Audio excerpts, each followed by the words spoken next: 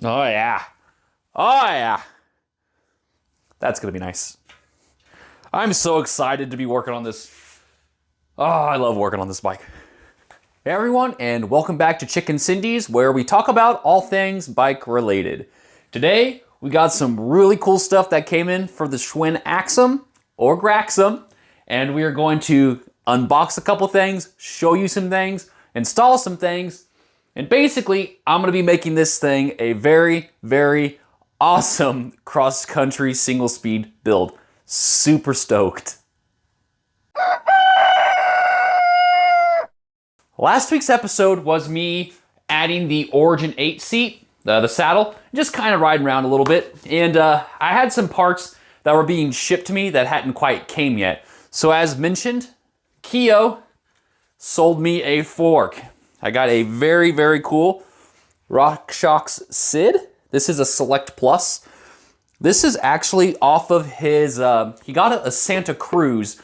I'm not sure what fork he put on his Santa Cruz, but this came off of it, brand new takeoff, 29. It is 110, so I had to get our 110 millimeter through axle. So I had to get a different front wheel because that quick release wheel isn't gonna cut it now. So I got a wheel to unbox. There should be some new pedals in there because I decided to get away from the white pedals. And I'm super stoked over these pedals that are in that box. Orange and blue stickers aren't gonna cut it for this build. So I got some Slik decals to throw on this bad boy. I happen to have another white cable that'll go on this as well because this has a built-in lockout. It uses a special twist grip, it looks like, to lock it in place. It might just be the button. I'm honestly not 100% sure how that works. This will be the first time I've ever actually had like a legit lockout on my handlebars. So I'm super excited to see how this works. So that's a couple things. The wheel I got uses a Centerlock styled disc brake. So I bought this because I have a rotor that's a 6-bolt and I didn't want to spend the money because it was gonna be like 50 bucks plus to get the new brake. This was like $15 on Amazon. So I'm excited to see how this works on a Centerlock. The reviews were really good on this. So we should be just fine to throw this on. And I found a super budget friendly dropper post remote because I was talking about how I wanted one with the bearing, and this one does have a bearing. Lots of stuff to do today. We'll see how much I actually get done in this video or don't get done. I will for sure get the wheel and the fork set up. Some of this extra stuff I make not in this video, but we'll find out. So let's start opening some of this stuff. I'm very excited to open this box. I got this from Two Hoosiers Cycle. It is a tubeless ready wheel. It's a WTB. It was like $160, 110 through axle. So it's exactly what I need. And I really, really liked the price. I really, really liked the look of it. The only thing was that center lock, which you can see there. It's not a 6-bolt. So I'm hoping that's gonna work really, really well. But no, I'm super excited to get this, and it is, as mentioned, tubeless ready. So we're probably not gonna quite make this tubeless yet because, as mentioned in the last video, I had some very cool Vittoria tires to try as well. So I'm probably gonna end up riding these tires for a little bit, then throw these on this and kind of test them and see what I think, because these are 2.6s. This is a 2.35. So see if 0.2 inches, 0.2, a little bit more inches makes a big difference. Those are probably gonna be faster. I'd imagine those are gonna be faster. Nice wheel. Let's start with taking off all of this stuff. I have some hydraulic brakes coming in as well finally, so I'm honestly probably just gonna cut these brakes and get them off.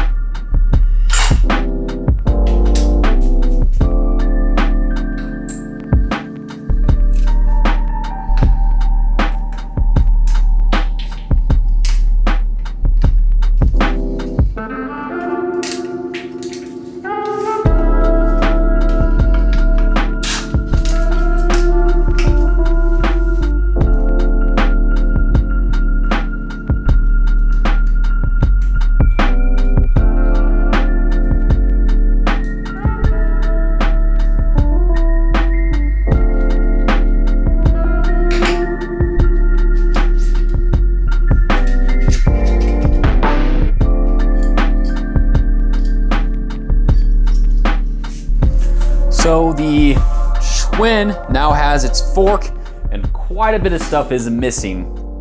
But I wanted to take this opportunity to kind of talk about real quick what this Schwinn originally was supposed to be for me. So when I got the bike, I weighed it and I thought it was just a little heavy, but I really liked the geometry for like a cross-country styled bike.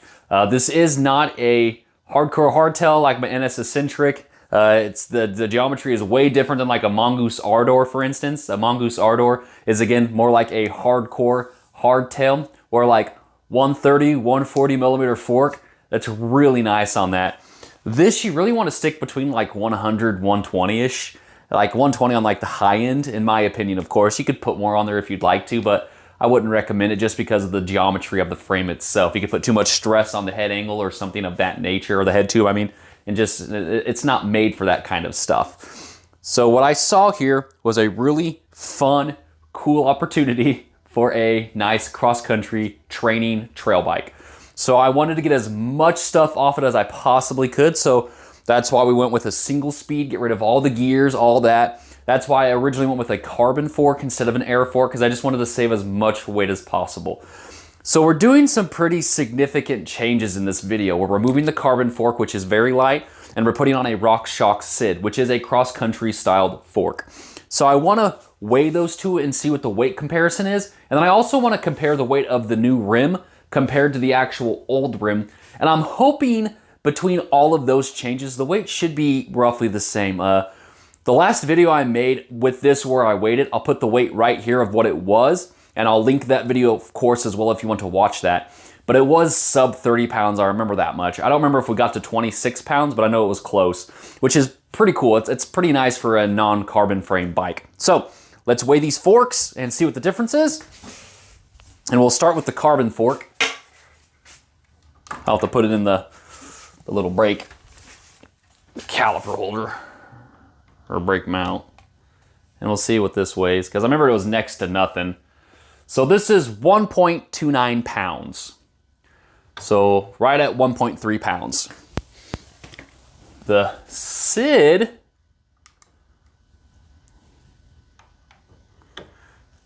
weighs 3.38 pounds. So this is right at 2 pounds heavier than this. But honestly, this thing is really light for an air fork. Holy cow. 3.38, and this was 1.3. So really, 2.1 pounds almost. It's pretty close. So I don't think there's going to be a 2 pound difference in the wheel set, but maybe there will be. Let's see. The original wheel, so I can find the Schrader hole. I can put that right in there, I'd imagine. All right, so the original wheel is jigging around a lot.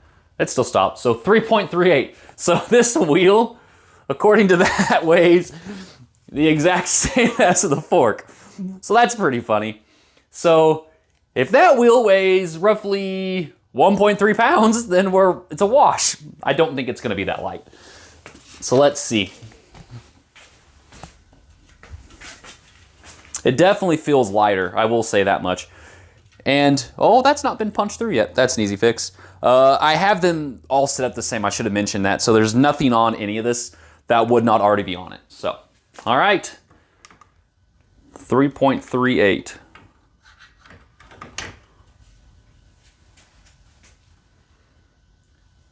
$2.13. So that's 1.2 pounds. Roughly, this setup's only 0.8 pounds more. So almost a pound more for a really nice air fork and not a Chinese carbon fork.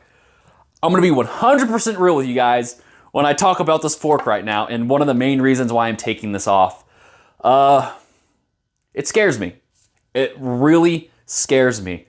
It's not because I don't trust the fact that it's where it's manufactured, is potentially manufactured in the same place that other parts are manufactured for higher end bike places, bike providers, bike companies, I guess is the word I'm looking for.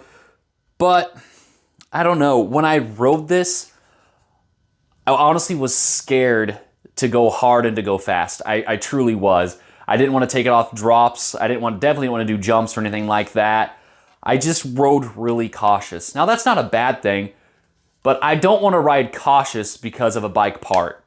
I would much rather ride cautious because I'm trying to be safe or careful for my own well-being, not because I'm worried about a part failing. It did not fail. It's still in great condition. I don't see any stress, fractures, cracks, anything like that. It seems like a solid, terrific fork. But for me and my training and how hard I want to push myself when I'm using the Schwinn Axum to train, this just wasn't cutting it for me. There was just a mental roadblock. So that is why I started looking for other options into upgrading my fork to something that would be a little more safe, even though this has not been unsafe, but I don't trust it, which is a personal problem. You may absolutely ride it and love it and not be scared of it, but I don't know. I got 2 kids, I have a career. I want to be careful and not have something silly happen because I went cheap on a bike part. Let's talk about the Rockshox Sid. I knew I wanted a cross-country styled fork. I knew I wanted a low travel styled fork, 100 millimeters. I honestly didn't really realize it came with a fork lockout on the handlebars, which I'm super stoked to use. I'm very excited over that. I think it's gonna be super, super fun. So we're gonna go to another real quick montage of me fitting the fork, putting on the new decals. But before we do that, I forgot to show you my pedals. You know me and PNW. I love PNW. I found out PNW released pedals, so I had to buy them. So I'm gonna be taking off these 25.9, very nice budget-friendly white pedals, which they're more like dirty white than actual white now. But I'm gonna be putting on these Loam pedals. So I'm very, very excited over these bad boys. But I just got these in black. But man, they have the really cool white accents. The pins look super nice. But just a little PNW there. They feel really good. I'm so excited to put these on. Is there anything fancy in here? Feels like extra pin potential. Oh no, those are pedal washers. Without opening, I can tell. So you got some pedal washers. Very short and easy unboxing, but I talked about these earlier and totally forgot to show you guys. So these are the new pedals that are gonna be going on the Schwinn Graxum.